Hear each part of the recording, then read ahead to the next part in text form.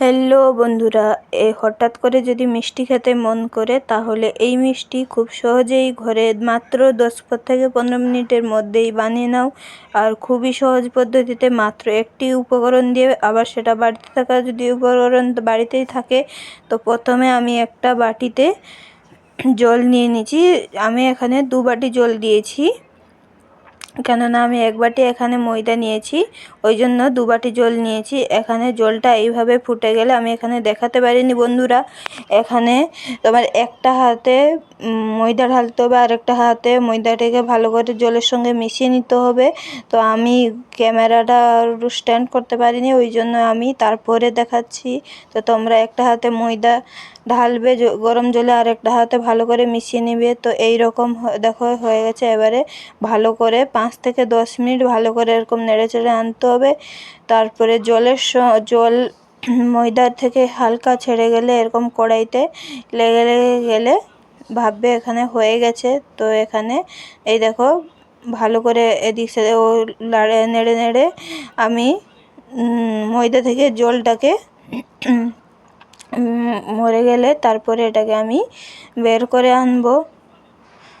এখানে দেখো এবারে আমি ময়দাটাকে বের করে এনেছি বন্ধুরা। তারপরে এরকম খুন্তির সাহায্যে, গরম আছে তো এই জন্য খুন্তির সাহায্যে আমি এটাকে হালকা থালাতে আমি এখানে এদিকে এদিকে থালার দিকে মেলিয়ে নিব, কারণ দিলে ঠান্ডা হয়ে যাবে ভালো করে। এভাবে আমি এরকম করে নিয়েছি। এবারে এটাকে ঠান্ডা হতে আমি 20 মিনিটের মতন রেখে দিব। তারপরে এখানে আমি একটা পাত্র নিয়ে নিয়েছি, এতে আমি 1 বাটি ময়দা, মানে এখানে আমি 2 বাটি এখানে চিনি নিয়েছি। তো এখানে 2 বাটি চিনি নিয়ে নিয়েছি। তারপরে 2 বাটি চিনি মানে আমি এখানে 3 বাটি জল দিয়েছি, ভালো 3 বাটি জল দিয়ে দিব। তো বন্ধুরা এইভাবে একই মাপে করবে, তোমরা চাইলে কাপেও করতে পারো, কিন্তু মাপটা ঠিক রাখা দরকার। দেখো এবারে এটাকে আমি গ্যাস ওভেনে বসিয়ে দিব।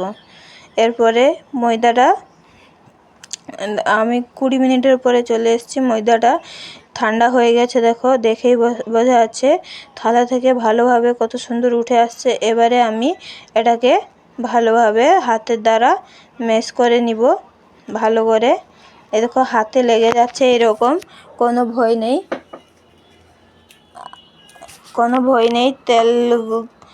তেলটা হাতে কম কম করে তেল লাগিয়ে এখানে আমি এটাকে ভালোভাবে ম্যাশ করে নিব। দিলে তেল লাগালে, তেল বা ঘি দিলে তারপরে হাতে লাগবে না, জড়িয়ে যাবে না হাতে, আঠা আঠা মতন। তো এখানে হয়ে গেছে। এবারে হাতে আমি হালকা তেল ব্রাশ করে নেব হাতে।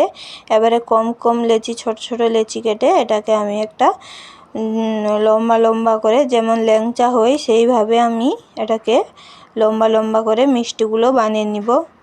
আর বানাতেও খুব সহজ, আর খেতেও খুবই টেস্টি।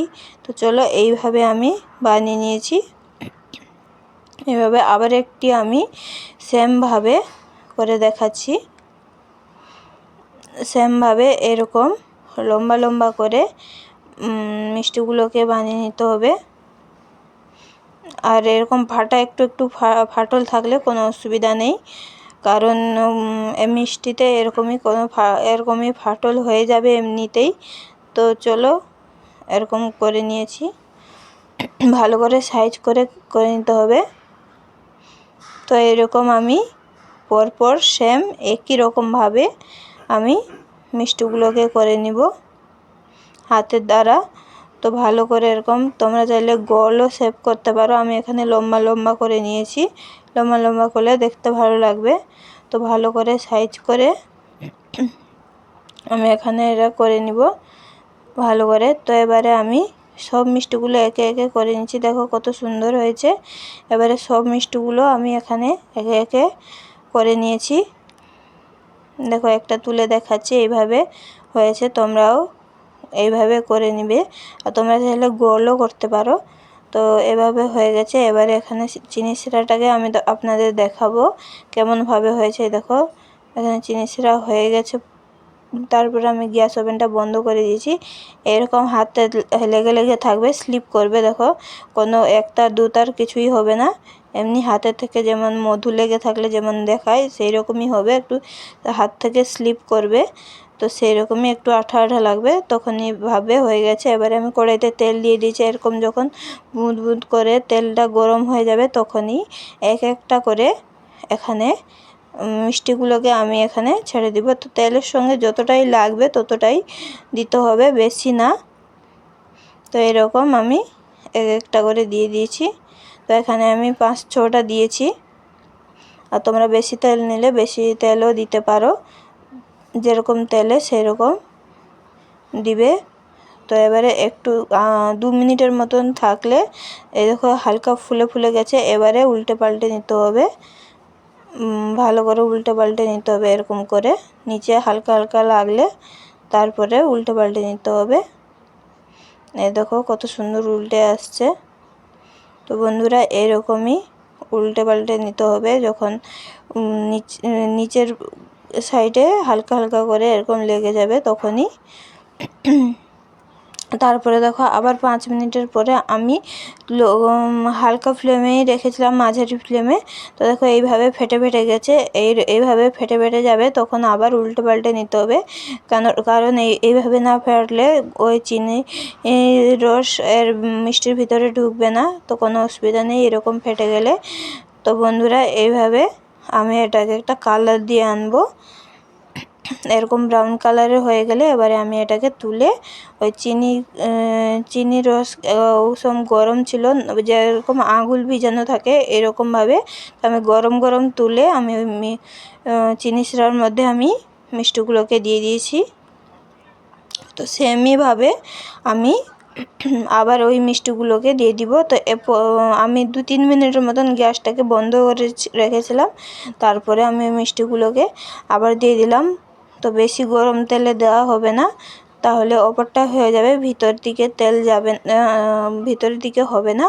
তো বন্ধুরা এইভাবে করে নিয়েছি। আবার ওইরকম গরম গরম দিয়ে দিয়েছি। দেখো বন্ধুরা প্রথমে যেগুলো আমি দিয়েছিলাম ওগুলো কিভাবে চিনি শিরার মধ্যে ঢুকে গেছে। যদি এরকম যদি ভাসে তাহলে মনে করবে যে হয়নি, তাহলে একটু জাল দিয়ে দিতে হবে 1 মিনিটের মতন। এখানে দেখো চিনি শিরার মধ্যে মিষ্টিগুলো ভালোভাবে ডুবে যাচ্ছে, তো তাহলে এখানে হয়ে গেছে। তো বন্ধুরা এইভাবে করবে, খুবই ভালো হবে।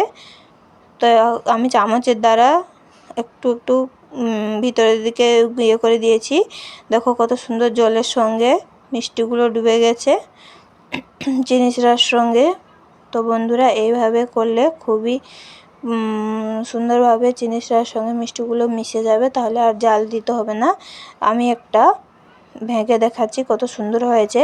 ওপরে যেমন খাস্তা হবে আর ভিতরে সেই রকম নরম। দেখো জল কত সুন্দর চিনি শিরাটাকে চিনি রসটাকে টেনে নিয়েছে। দেখো এবারে আমি একটা ভেঙে দেখাবো কত সুন্দর টেস্টি, আর খেতেও খুবই টেস্টি হয়েছে বন্ধুরা। তো মিষ্টিটা এইভাবে বানাও, দেখো ওপরে খাস্তা আর ভিতরে কত সুন্দর নরম তুলতুলে হয়েছে। তো বন্ধুরা ভিডিওটি যদি ভালো লাগে তাহলে একটা লাইক কমেন্ট শেয়ার করবেন, আর ইউটিউব থেকে দেখলে ভিডিওটি সাবস্ক্রাইব করার অনুরোধ রইল। তো এরকম ভিডিও দেখতে গেলে মৌমিতা কিচেন হাউস ইউটিউব চ্যানেলকে সাবস্ক্রাইব করুন আর পাশে থাকুন, আর লাইক কমেন্ট শেয়ার করে বলবেন ভিডিওটি কেমন হয়েছে। আজকে পর্যন্ত ধন্যবাদ, আবার দেখা হচ্ছে পরবর্তী ভিডিও।